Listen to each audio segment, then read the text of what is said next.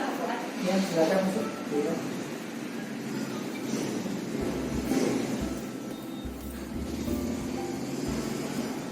Ini Pak Fuad, saya mohon izin untuk mewawancarai Pak Fuad terkait keputusan-keputusan yang pernah Pak Fuad putuskan selama di sekolah ini. Ini Pak Fuad, boleh keberatan kan Pak Fuad? Oh, tidak. Silakan. Ini Pak Fuad, selama di sekolah ini Pak Fuad pernah tidak membuat sebuah keputusan yang merupakan dilema etika atau sebuah keputusan moral seperti itu? Saya pernah mengalami satu hal di mana ada dua kepentingan yang sama-sama baik, di mana saya harus memutuskan salah satu di antara dua hal tersebut. Kita ada beberapa contoh, seperti yang pertama, tatkala misalnya ada seorang guru yang meminta izin dalam satu hari atau beberapa hari itu tidak masuk, kemudian secara otomatis saya harus mengizinkan. Tetapi di sisi lain saya harus mempertimbangkan kelas yang dia tinggalkan, karena anak akan menjadi korban tatkala guru tersebut tidak masuk. Nah, ini saya harus memprioritaskan yang mana dan keputusan apa yang harus saya ambil. Oh begitu. Oke Pak Fuad, jadi dari kasusnya dengan tadi, bagaimana sih Pak Fuad itu kok bisa mengidentifikasi mana yang merupakan dilema etika dan mana yang merupakan rujukan moral? Iya, di sini karena saya lihat yang seperti saya contohkan tadi, ketika kelas merupakan hal yang sangat penting dan tidak bisa ditinggalkan menurut saya, dan itu harus diutamakan. Di sisi lain, saya harus memperhatikan kepentingan guru tersebut dan memperhatikan alasan mereka mohon izin nantinya tidak masuk itu karena apa, dan kemudian dari situ saya harus bisa mengambil keputusan mengizinkan atau tidak. Kalau misalnya kepentingannya itu tidak terlalu urgent, maka saya mohon dengan sangat kepada guru tersebut untuk tetap mendampingi anak.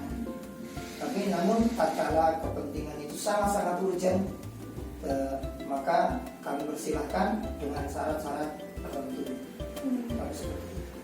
Oke, baik Pak. Berarti selama ini bagaimana Pak Fuad itu dalam menjalankan pengambilan keputusan di sekolah?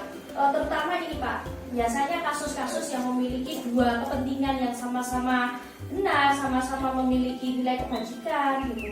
Baik.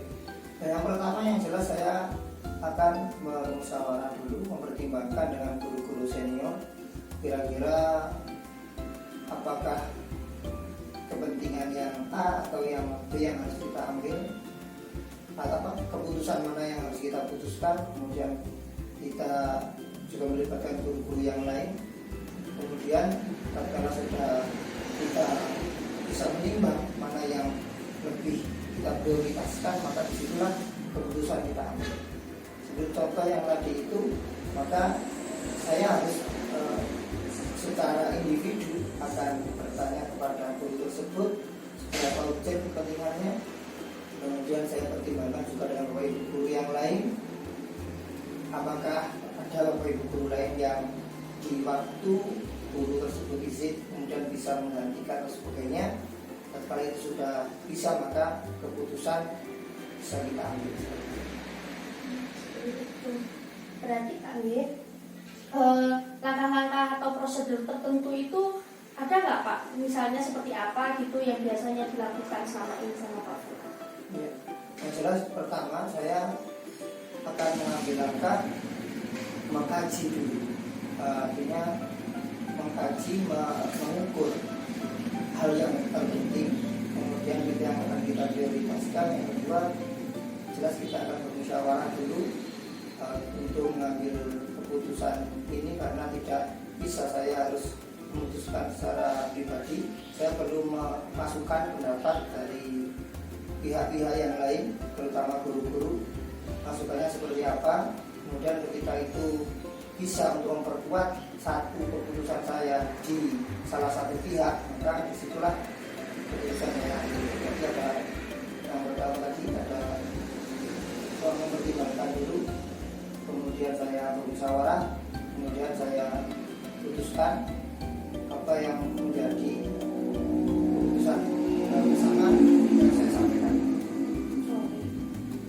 Baik Pak Fuad, hal-hal apa saja yang selama ini Pak Fuad anggap efektif dalam pengambilan keputusan pada kasus dilema etika? Ya, pada kasus dilema etika, hal-hal yang efektif yaitu menurut saya kita bermusyawarah.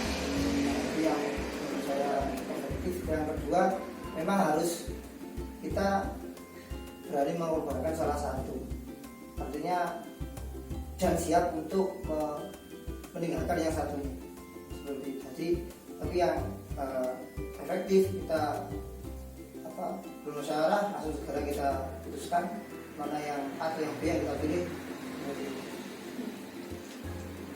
Kira-kira Pak Fuad selama ini ketika ada dilema seperti itu, ada tidak ya tantangannya? Kalau misalnya ada gitu, tantangan apa yang mempengaruhi dalam pengambilan keputusan tersebut? Yang jelas ketika memberikan keputusan hal yang baik seperti ini, tantangannya kita harus berani untuk memutuskan satu hal, mengambil satu hal dan meninggalkan hal yang lain, hal baik yang lain. Ini tantangan tersendiri, karena secara hati nurani sangat disayangkan ketika kebaikan itu kita tinggalkan salah satunya. Sebenarnya juga disayangkan, tapi karena kondisi kita tidak bisa mengambil dua-duanya, maka kita memutuskan yang satu. Menurut saya pengambilan keputusan ini adalah tantangannya, di mana harus keberanian kita untuk memutuskan satu yang paling urgent, yang paling diprioritaskan. Ya, Gini Pak Fuad, apakah Pak Fuad memiliki tata kala atau istilahnya jadwal tertentu dalam sebuah penyelesaian atau langsung diputuskan pada saat itu juga? Kalau jadwal tidak ada, tapi kita putuskan ketika ada satu kasus atau satu hal yang timbul, kemudian kita selesaikan secara yang pertama tadi yaitu musyawarah, kemudian kita putuskan, kemudian kalau secara terjadwal itu artinya tidak terjadwal sesuai dengan kasus yang ada. Jika ada kasus, maka kemudian kita langsung ambil penyelesaiannya seperti apa, seperti itu. Jadi sesuai dengan adanya kasus gitu ya? Betul. Karena penyelesaiannya secepatnya. Iya, karena langkahnya cepat. Baik Pak Fuad, selama ini adakah seseorang atau faktor-faktor lain yang mempermudah, membantu Pak Fuad dalam mengambil keputusan? Ya. Yang membantu atau ada saya dalam mengambil sebuah keputusan yang jelas adalah masukan-masukan dari rekan sejawat kami, yaitu dari guru-guru yang ada di lingkungan kami, itu yang membantu dalam mempertimbangkan satu hal untuk akhirnya diputuskan satu keputusan. Jadi ada orang atau teman-teman kita yang membantu ketika ada suatu perkara, maka sarannya dari beliau-beliau seperti apa, kemudian dari sekian saran masukan, kemudian kita olah lagi keputusan apa yang harus kita putuskan. Nah Pak Fuad, ini mungkin yang terakhir. Kalau dari semua yang sudah dilakukan oleh Pak Fuad itu, ada nggak pembelajaran yang bisa dipetik dalam pengambilan keputusan? Terima kasih. Pelajaran yang dapat saya ambil dari keputusan yang harus dalam kasus seperti ini adalah bagaimana kita harus berani untuk mengambil satu keputusan keputusan dan siap untuk menanggung hal yang kita tinggalkan tersebut. Berarti kan ada dua, yang pertama yang baik kebaikan yang kita prioritaskan itu kita jalani, kemudian yang kita tinggalkan itu kita harus bersiap untuk artinya menggantinya kalau bisa. Ya Pak Fuad, terima kasih banyak untuk waktunya. Juga terima kasih untuk beberapa pertanyaan yang sudah Pak Fuad jawab. Pak Fuad sangat membantu saya dalam proses wawancara.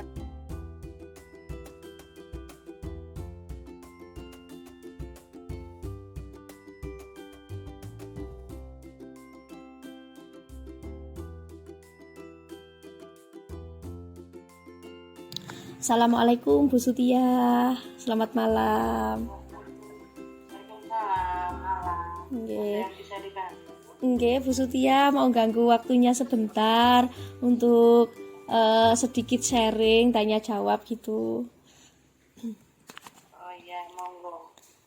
Bu Sutia, selama ini kan sebagai kepala sekolah pasti ada beberapa masalah yang memiliki nilai-nilai kebajikan yang sama. Pernah enggak Bu Sutia itu dihadapkan pada pengambilan keputusan tentang dua keputusan atau dua masalah yang punya nilai kebenaran sama? Ya, kebetulan ada. Ini tentang permasalahan yang ada di lembaga kami. Itu kan ada salah satu guru kami ya, Nggih. yang kebetulan kena indisipliner. Nah, untuk sementara waktu itu tidak dinonaktifkan untuk mengajar selama 1 tahun. Padahal di lembaga kami gurunya pas. Nah, kalau salah satu guru itu dinonaktifkan, otomatis kan jadi kurang. Nggih. Tuh, ada masalah itu yang sekarang saya alami di lembaga kami itu. Nggih. Bagaimana ya Bu Sutiah itu dapat mengidentifikasi, oh ini dilema etika, oh ini bujukan moral, itu gimana? Dan dilemanya kan otomatis kalau permasalahan itu sudah jelas-jelas itu mengganggu salah satu kelas karena tidak ada guru yang mengajar, sehingga beban kami ke wali murid kan, kalau misalnya dalam satu kelas itu terbengkalai atau hanya di yang mengisi itu siapa yang nganggur gitu aja kan, itu sangat beban, tak boleh. Sehingga wali murid kan merasa dirugikan itu. Terlalu selama ini bagaimana sih Bu Sutiah ini dalam mengambil keputusan di sekolah yang di dalamnya itu tadi sama-sama ada nilai kebajikannya, sama-sama betulnya gitu? Dalam mengambil keputusan, sebelum saya mengambil keputusan selalu kami musyawarahkan bersama dulu, tidak langsung saya pribadi mengambil keputusan seperti itu, tidak. Harus melalui musyawarah bersama. Setelah mencapai mufakat baru kita mengambil keputusan. Oke. Kemudian Bu Sutia, pasti ketika jenengan mengambil keputusan itu kan ada prosedurnya, nggih. Nah, kira-kira prosedurnya apa saja sih? Prosedurnya kalau dalam permasalahan kan kita kaji dulu masalahnya apa. Kemudian kita telaah bersama-sama, terus kita mencari solusi bersama bagaimana caranya supaya di dalam mengambil keputusan nanti tidak merugikan salah satu pihak, bisa diterima oleh semua orang. Seperti itu. Dan gini Bu Sutia, dalam mengambil keputusan itu kan biasanya seseorang punya hal yang paling efektif. Nah, kalau dari Bu Sutia sendiri itu hal efektif apa sih yang selama ini digunakan dalam pengambilan keputusan tentang dilema etika itu tadi? Efektifnya ya kalau sudah mencapai kata mufakat, yaitu baru saya ambil keputusan, tidak dari saya pribadi. Itu yang utama. Oh, berarti dengan kata lain menurut Bu Sutia yang paling efektif adalah musyawarah tadi nggih? Ya. Oke. Nah, sekarang setiap masalah itu kan pasti ada tantangannya dalam mengambil keputusan ya Bu Sutia. Kira-kira tantangannya Bu Sutia sendiri ketika mengambil keputusan tentang dilema etika seperti tadi itu gimana Bu? Ya, tantangannya meskipun itu sudah melalui musyawarah, sudah ada suara terbanyak untuk mencapai kata mufakat, kan mesti dalam satu forum kan mesti ada beberapa yang tidak setuju, tidak ada mufakat, hanya karena suara terbanyak itu tadi. Ya, dilemanya, tantangannya akhirnya ya kita merasa beban, misalkan dalam mengambil keputusan itu ada beberapa yang tidak setuju, tidak sesuai dengan apa yang kita putuskan. Nggih. Nah, kemudian Bu Sutia, apa ada sih di Bu Sutia itu tata kala atau penjadwalan dalam pengambilan keputusan gitu? Atau malah gini, ketika ada suatu masalah Bu Sutia langsung memutuskan gitu? Oh, tidak bisa. Kalau saya langsung memutuskan sendiri itu kan tidak benar itu. Ya, ada penjadwalan, ada kapan kita mengambil keputusan, kapan kita musyawarahkan. Itu kalau hanya saya pribadi nanti tambah merugikan orang lain. Oke, jadi seperti itu. Nah, kalau tadi kita bicara tentang tantangan Bu Sutia, sekarang tentang faktor atau seseorang yang bisa mendukung, bisa membantu Bu Sutia dalam mengambil keputusan dilema tadi. Nah, kebetulan yang bisa membantu saya setiap kali ada permasalahan itu suami saya itu juga bekerja di bidang pendidikan, sehingga sering saya sharing kalau ada masalah-masalah, sehingga beliaunya membantu untuk memberi solusi, memecahkan masalah yang ada. Oke, suami ya Bu ya. Ya. Oke. Baik Kebetulan Bu. tapi profesinya sama. Wah, seru ya Bu ya, punya profesi yang sama. Alhamdulillah. Ini yang terakhir Bu Sutia.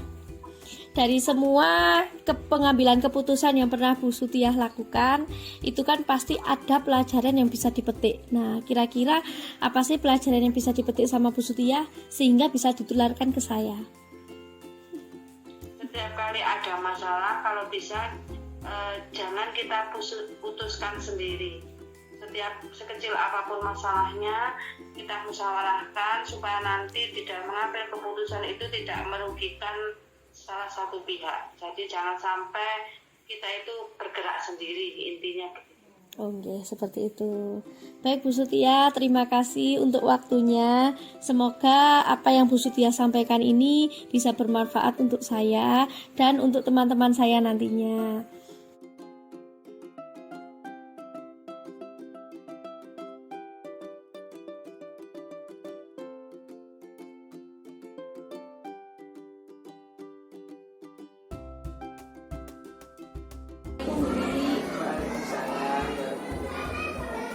Ngapunten, saya ganggu waktunya sebentar untuk sedikit berbincang-bincang, sharing sama Bu Ana.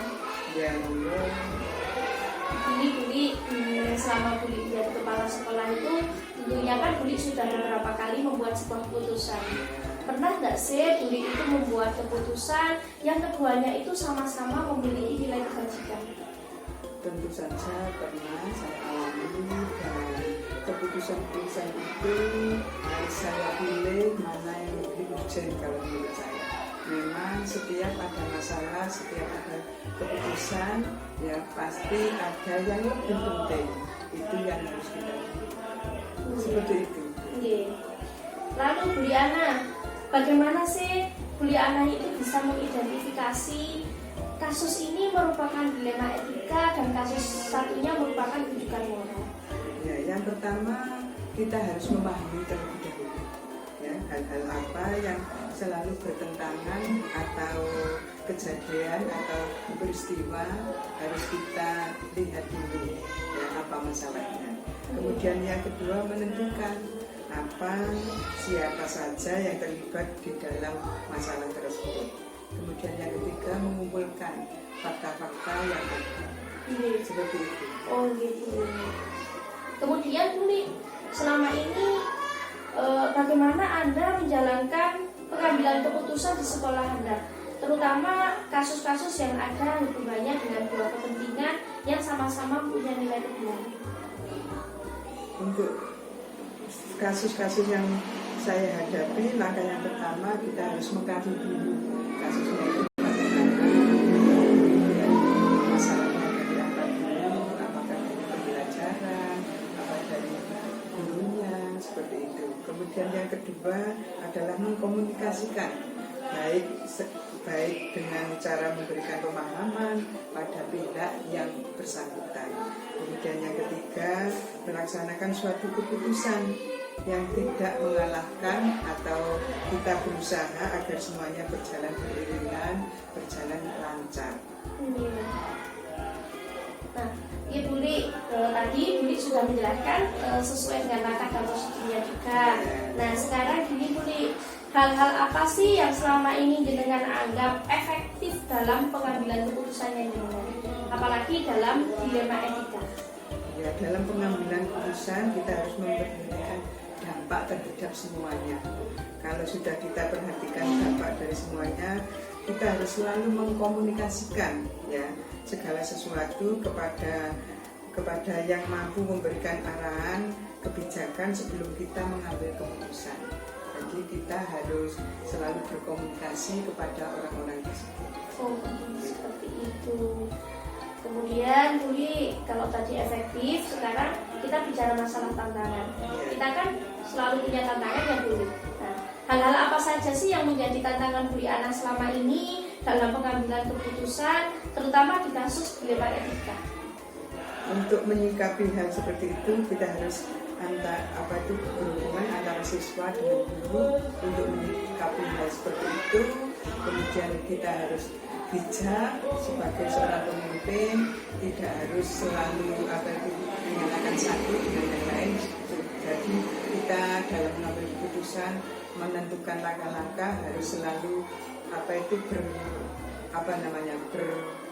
berkolaborasi antara murid, kemudian bapak ibu guru, dan wali murid juga ikut terlibat di dalamnya. Seperti itu. Buli, apakah jenengan itu memiliki sebuah tata cara atau jadwal ketika jenengan mengambil keputusan, atau malah ketika jenengan punya masalah, ada suatu kepentingan yang sama jenengan putuskan saat itu juga? Kalau jadwal itu saya kira tidak harus seperti ini enggak, tapi bagaimana cara kita untuk melaksanakan, untuk menjalankan apa yang harus kita laksanakan. Jadi tidak terjadwal, tetapi kita harus selalu maksudnya kita harus menyelesaikan secara langsung hal-hal yang harus kita selesaikan. Dengan kata lain kondisional atau ya. Oke, siap. Nah, Buli, kalau tadi kan kita sudah bicara tantangan. Ya. Sekarang apa sih faktor pendukung atau orang-orang di sekeliling Buli Ana yang bisa membantu Buli Ana dalam pengambilan keputusan yang berhubungan dengan dilema etika? Kalau menurut saya, ya kita harus selalu berhubungan dengan orang yang pertama, atasan kita terlebih dahulu. Jadi kita itu tidak sendiri, tapi kita mempunyai atasan yaitu pengawas. Kita harus selalu berkolaborasi, kemudian selalu menanyakan hal-hal yang ada hubungannya dengan apa yang saya alami. Dan kita harus berpikir yang positif ya terhadap hal-hal tersebut. Seperti itu. Siap, Bu. Nah, ini pertanyaan terakhir Buli. Ya. Dari sekian keputusan yang sudah Buli Ana putuskan, yang pernah Buli Ana ambil, nah, kira-kira apa sih Buli Ana yang bisa menjadi pembelajaran atau apa pelajaran yang bisa dipetik dari pengalaman Buli Ana tersebut supaya nanti bisa ditularkan ke saya? Pengalaman saya yang bisa ditularkan pada nanti Bapak Ibu guru yang lain, kita dalam mengambil keputusan harus selalu bijak. Jadi tidak harus selalu, kadang orang itu melihat masalah hanya di satu sisi ya. Jadi kita sebagai seorang pemimpin yang pertama harus bijak, kemudian bertanggung jawab, sportif apa yang harus kita sampaikan kepada Bapak Ibu guru maupun pada yang lain, seperti itu. Oke, terima kasih banyak Beli untuk ilmu-ilmu yang sudah diberikan kepada saya. Semoga nanti akan membawa manfaat untuk saya dan teman-teman saya yang lainnya. Ya, saya juga berharap nanti Bu Vira bisa sukses, lancar dalam menjalankan tugas sebagai guru Vira. Karena dengan guru Vira ini nanti akan menambah wawasan